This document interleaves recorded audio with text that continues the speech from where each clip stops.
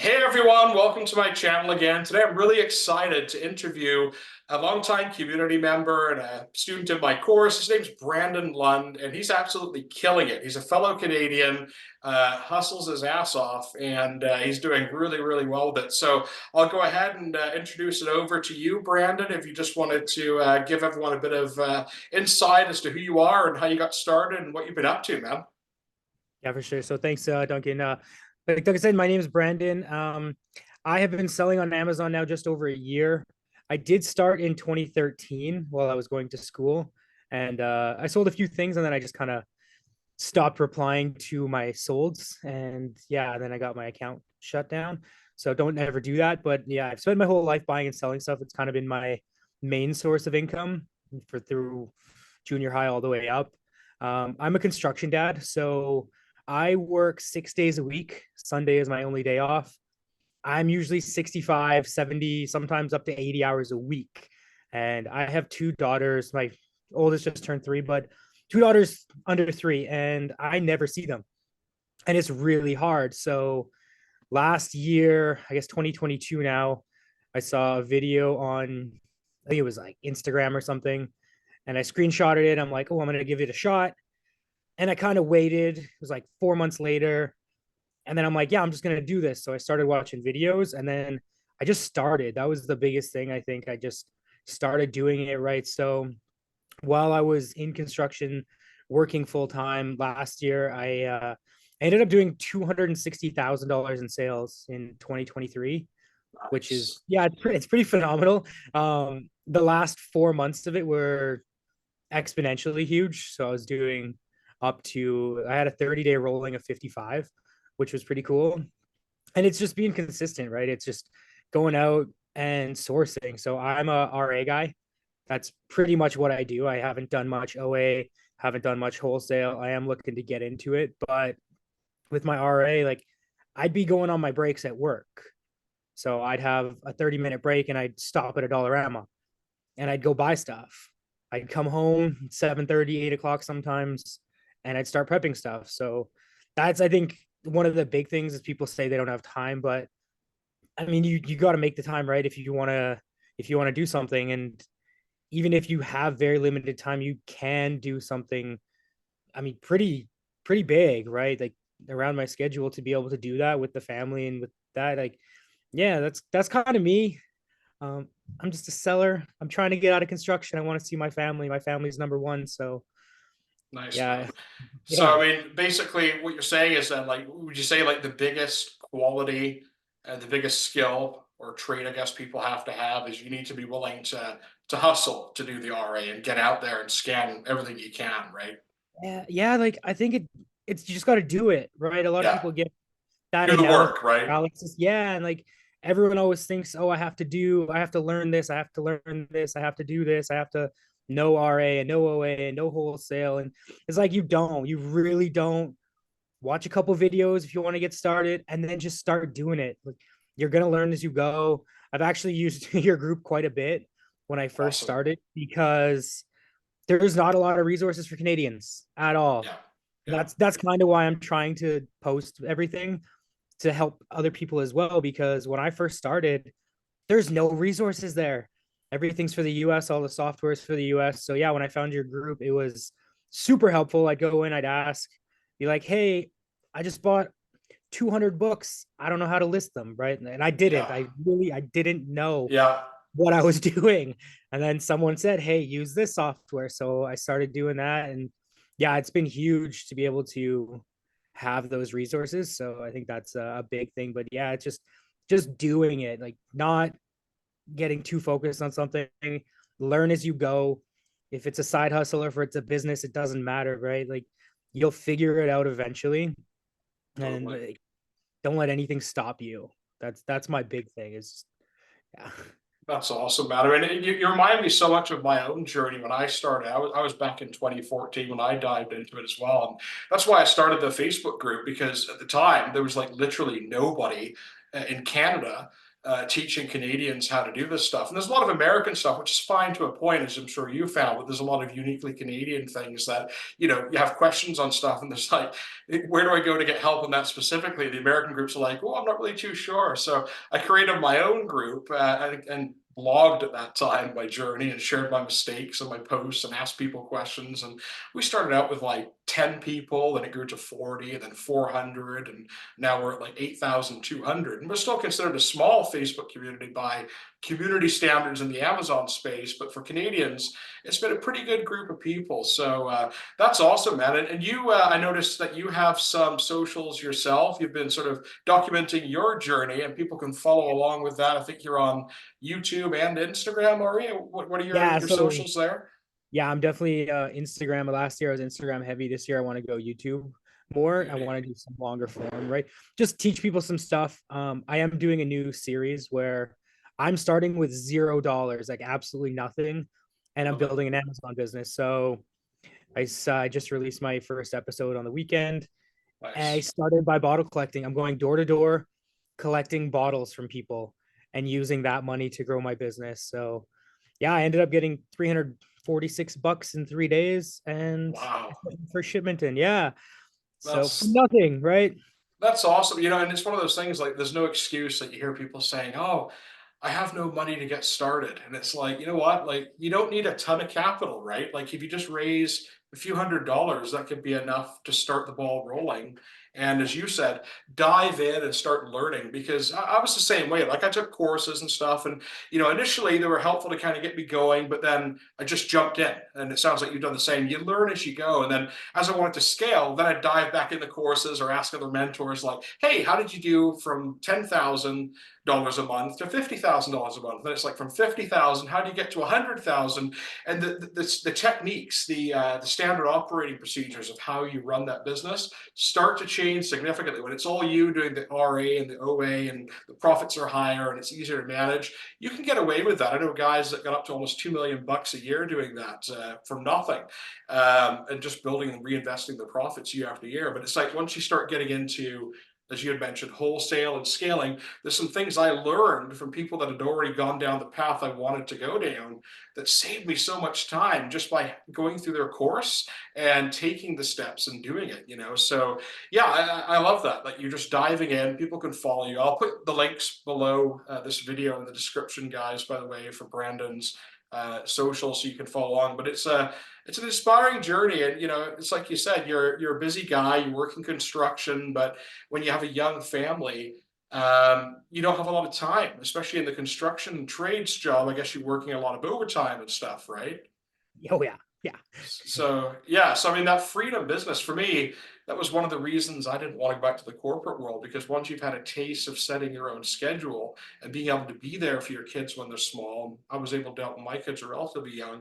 That's time you can never get back, man. Like you know, it's cheesy. Like my kids are teenagers now, and people always say, "Oh, they grow up so fast," and you kind of hear it, but you don't always. You think, "Yeah, yeah, I've got lots of time," but now like they're teenagers, you look back and you think, man, that time when they were small, that did go really quick, you know, and I'm glad So I was fast. able to be there with them through that, you know. So that's awesome, man. Any other tips that you'd recommend to people? Like, are there any strategies for retail arbitrage in Canada that you could recommend that comes off the top of your head or Yeah, you got to scan everything.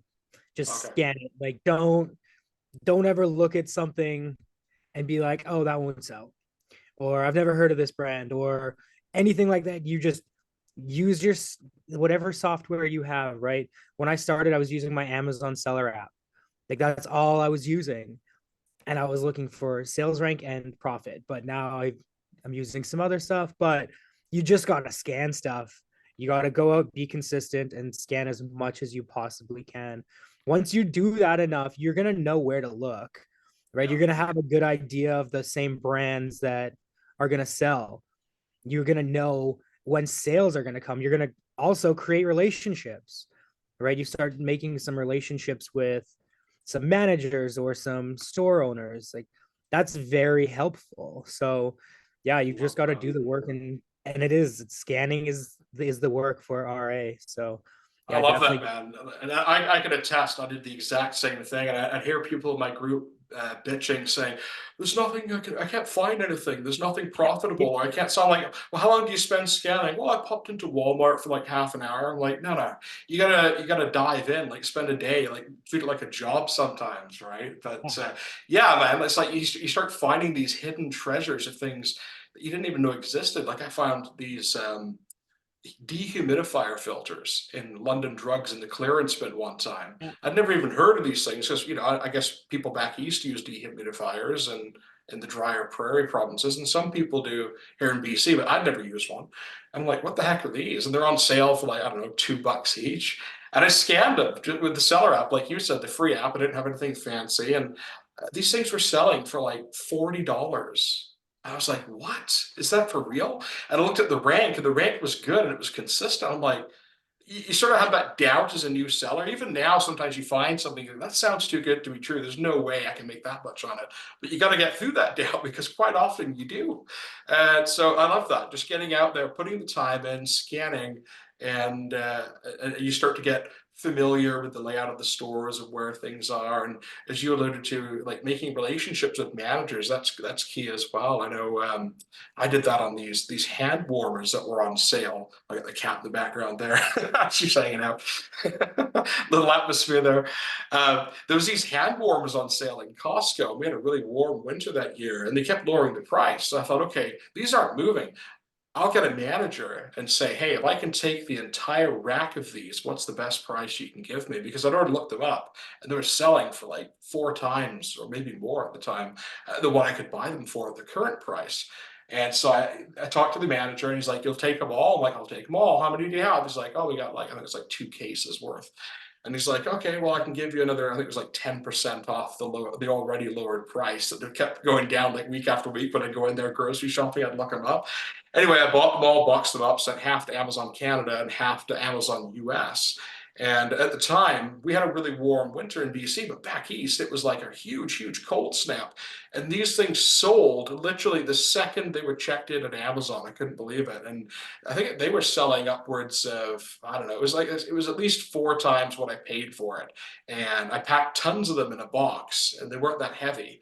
And that was just one of those things, like you said, keeping your eyes peeled, and something looks a little obscure, scan it.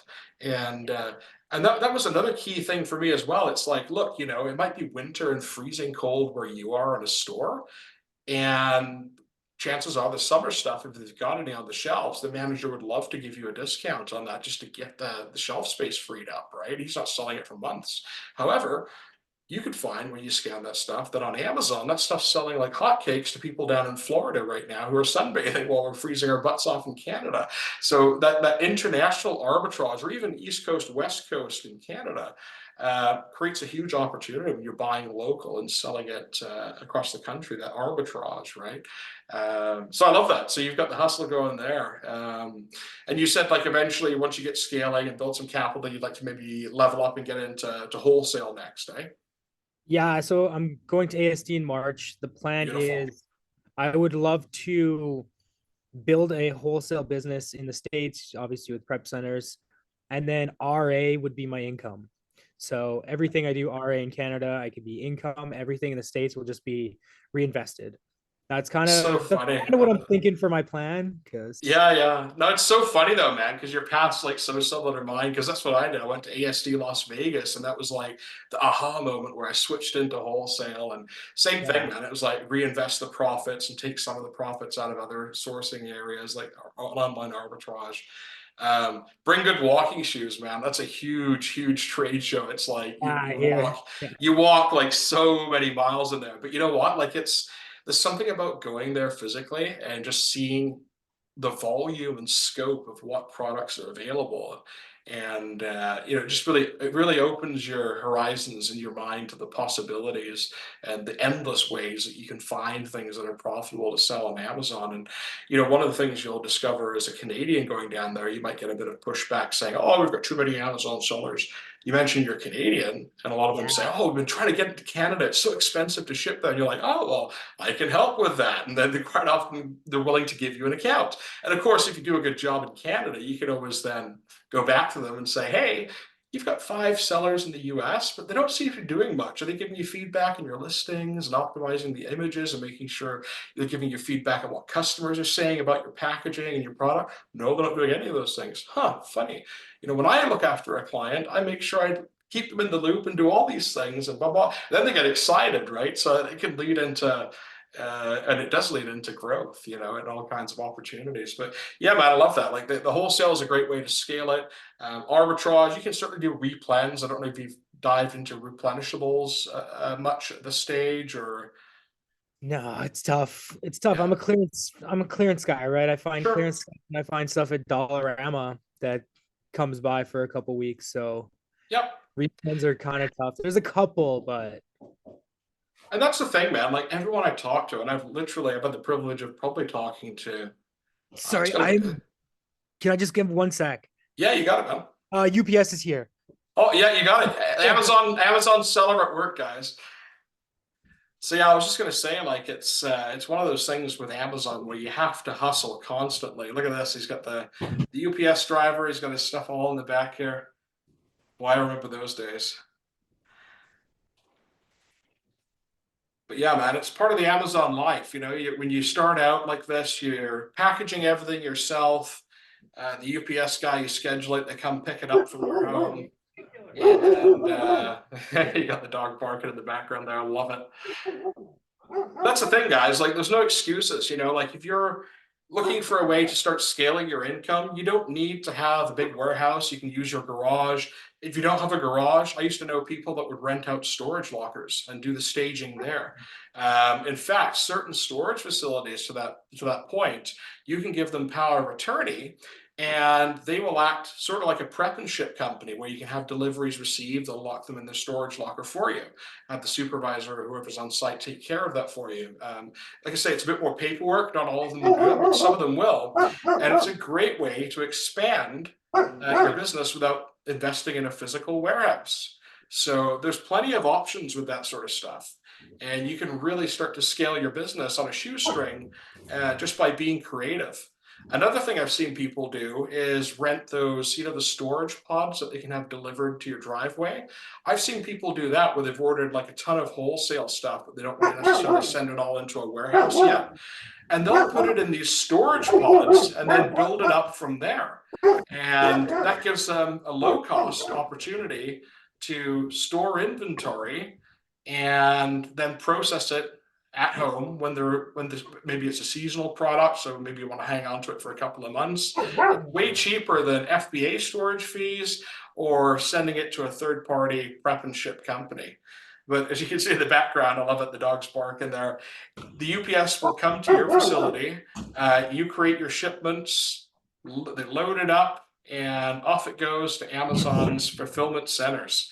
And you can save yourself a lot of time by doing that because it gives you that instant gratification when you buy the products, and then you can ship them off to Amazon basically as soon as you're able to package and prep them and get them off. So just telling people about the process and the convenience when you do arbitrage, you do it from home like you're doing, Brandon. It's a bit of hustle, but it's that instant gratification, because the sooner you can get the stuff processed and scheduled, it goes off to Amazon, so you can turn that stuff around real quick, which is when you're starting out, it's really critical, right? It gives you that working capital and that move that inventory, right?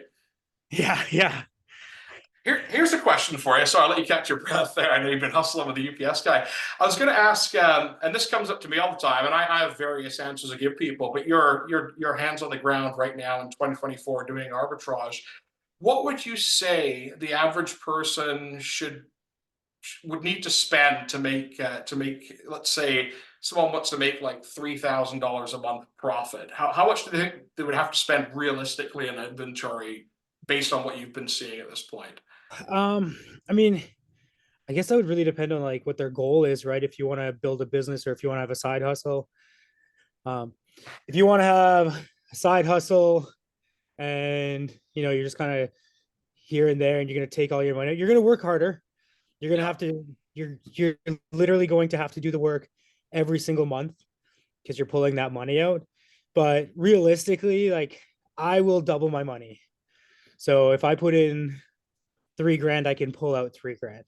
But then the next month I have to do the same thing. and Right. everything has to sell, right? Like you can double your money with arbitrage. You definitely Yes. can. If you want to do it every single month, it's going to be hard. You're Yeah. going to have slower months. You're going to have slower products that might be more profitable or vice versa, right? It's just, it's one of those things that realistically you can double your money with arbitrage, but you don't want to take all your money out. You still want to kind of grow. So And I wouldn't. that's so true in my experience as well. Because I have people I was coaching in the past, and they say, "Oh, I've had a really slow month this month." And the question I always ask them is, "Oh, well, how much have you spent on inventory?" "Oh, well, I kind of slacked off. I haven't sent anything in." And it's like, it sounds obvious that you can't make money with bare shelves, but when it's an online business, they forget that there's shelves involved. If it was their own retail store, it'd be quite glaringly obvious there's nothing on the shelves, right? So I love that. It's that consistency that you've got to do it every single, well, ideally at least once a week, twice a week if you're doing it part time. But I find as soon as you take your foot off that momentum, Oh yeah. the delays start to compound and your sales will dip. And it takes like a month or so sometimes to really start spiking the back up to by the time you turn the inventory around, find it, turn it around, package it, send it in, and it sells again. And of course, that can really screw up your cash flow if you take your foot off the gas doing that, right? That was me this month. Last month Yeah, I had the inventory. I spent a ton, but my garage just got so packed, and then it was Christmas and it was like overwhelmingly packed where I couldn't walk in the garage with my dog. And then I went and spent another 11 grand. And I finally, in the last week, have been clearing out. So I've had quite a few shipments go out, and it's going to be a lot coming back. But yeah, there was like a good 3 weeks there that I didn't send anything in.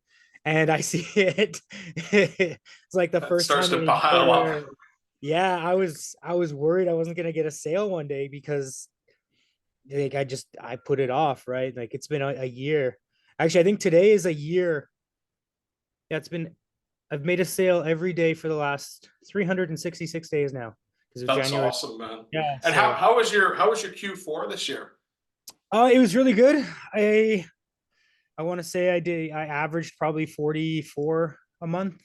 Nice. So pretty good for me. Yeah. 44,000 a month, guys. Yeah. So, you look at the average job, you guys are probably, some people are making 44,000 a year. You're selling 44,000 a month, right? So, there's opportunity, guys. Kind of crazy. And yeah, it all started with a $7,000 credit card. That's it. Really.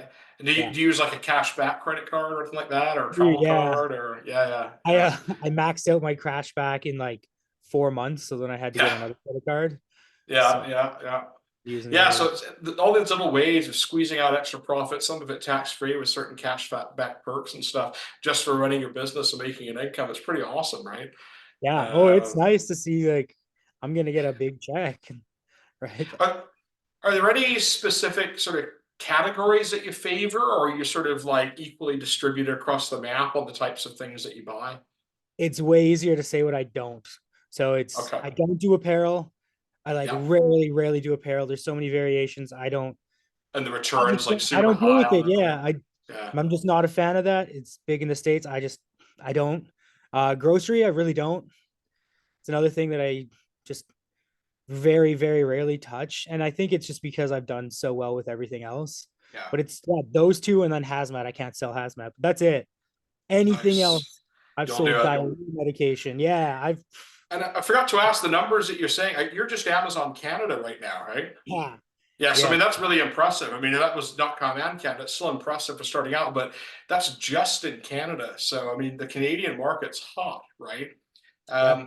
What would you say to people that say, why are people stupid and pay so much more on Amazon than they can buy it for on sale in Walmart? What would your theory be on that? Go have some kids.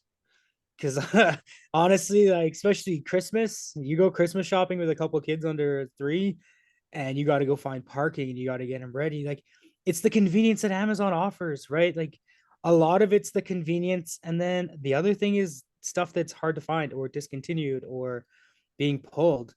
Like that's where I made some of my best money. I was selling bars of like single bars of soap for upwards of $40 Wow. because they're no longer being made, Yeah. which is insane. I was paying $3 each for them.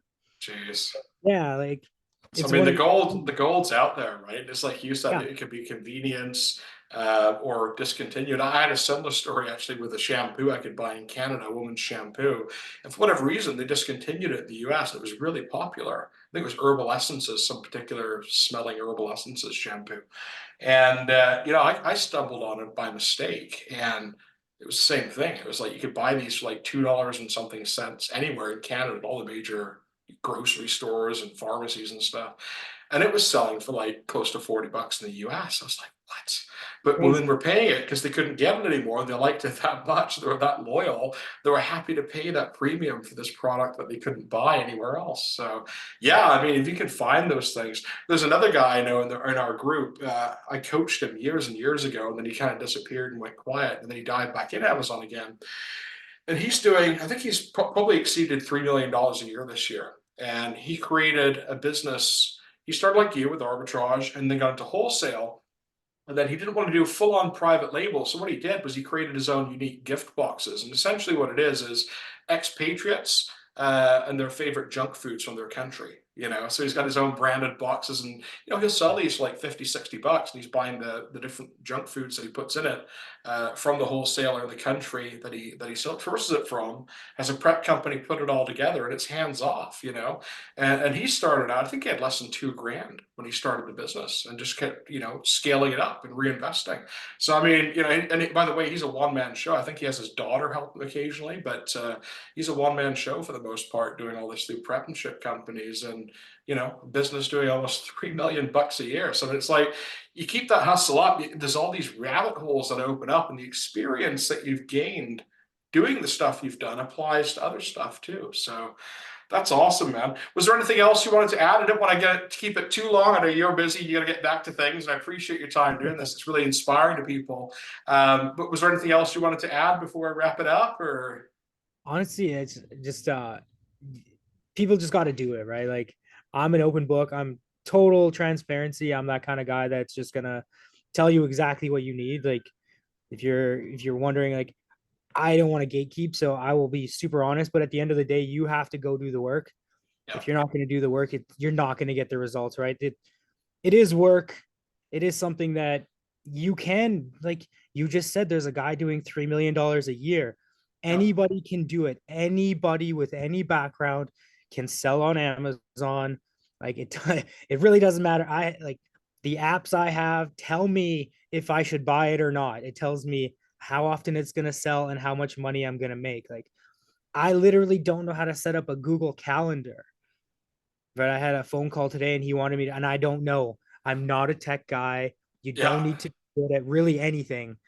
Like for real, you can help get people to help you out with all of the stuff like accountant, bookkeeping, any of that stuff, right? You can hire people to help with that, but when you're starting, you don't need to be good at anything. So I think the biggest thing is just if you want to do it, just do it, I love right? that. Yeah, do the work and do it daily and learn as you go, right? You learn from your little mistakes, hopefully nothing too big, but you learn little mistakes along the way.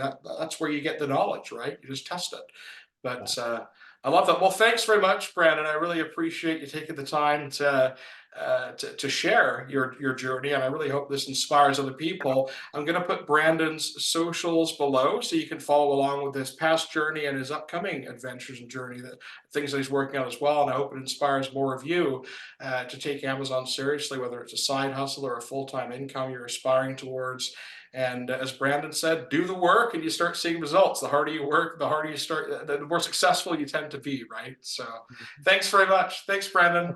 Thanks for having me, Duncan. I appreciate it. You're welcome. Take care. Good luck Yeah. with all that hustling. You got more packaging to do Oh, back I there. got tons to do today. So right on. Thanks, Have a good man. one.